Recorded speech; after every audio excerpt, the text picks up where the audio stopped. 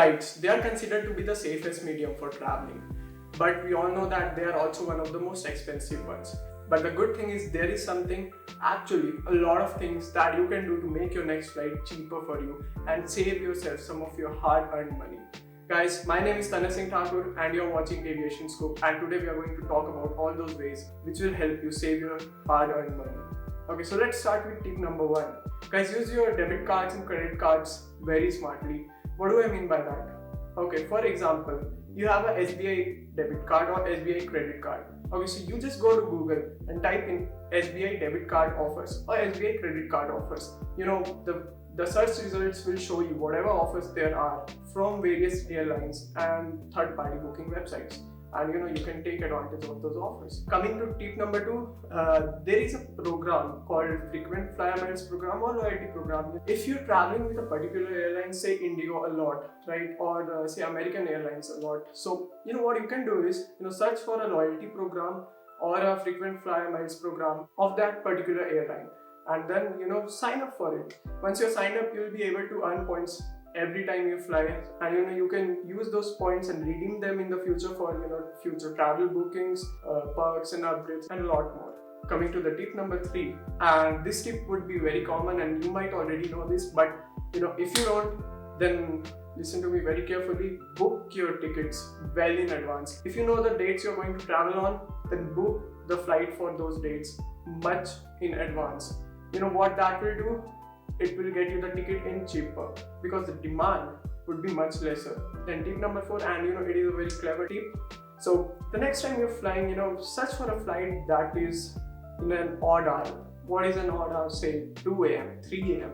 If you can manage that, you might get a flight that is cheaper because the demand is much lesser at that period.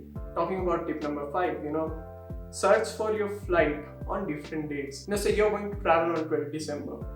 But if you can be flexible around that date, say 12 December's flight might cost a lot more than the flight on 13th December or 11th December. So you can take either of those flights. It just depends on your flexibility. So when you're going to book a flight, make sure that you check the dates around this original date that you plan to book on. Coming to the tip number 6, whenever you search for flights or you book flights, go and do it on incognito mode. Why is that? Because incognito mode doesn't collect cash, right? And if there is cash collected, the airlines understand that you are searching for that particular flight a lot, and they'll understand that you might book that flight in the future. So they'll increase the rates up, and because they'll understand you are going to demand that flight, so they'll want to benefit from it. So why let them do that? Just go and search in incognito mode. Coming to the tip number 7, it's a very general rule and a very simple one. Be aware. Now, what do I mean by that? You should be aware about the airline you're flying with. Why? Because there are continuous offers rolled out by many different airlines, and if you know them, then only you can take advantage of them. If you don't know about them, then you're just missing out on the opportunities to save yourself some money. For example, if you know about Indigo, there's a student discount, there's a discount for old age people, there's a discount for army men or army personnel traveling. So it just depends on the kind of offer that is on active at the moment, and you should just take advantage of them by being aware. Tip number 8 would be to use Google Flights. Okay, Google Flights is a website that you can visit and search flights on. Now there is a special feature called track prices, right? So for the particular flight that you're searching, right, if it's at a later date, prices keep on changing, and you want to be alerted when it's the lowest, then just press the track prices button, and it will keep tracking and alert you whenever the prices are down. Guys, tip number 9 would be using third-party apps, searching for coupons that third-party apps are offering or third-party websites are offering, right?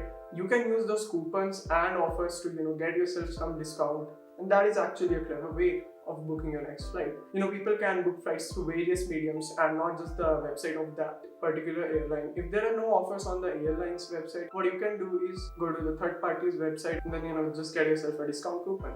So guys, tip number 10 would be to use different wallets, payment wallets. You can use wallets such as Amazon Pay, Google Pay, and then Paytm. What all these wallets do is they offer you cash backs on your different purchases. So you can book flights through them as well. Because these were the few tips that I had, right? These are not the only tips. So, if you happen to know about any of the tips, please do let me know about them in the comment section below. And guys, please do not forget to click on that like button and subscribe button so that you don't miss out on our future updates. Thank you.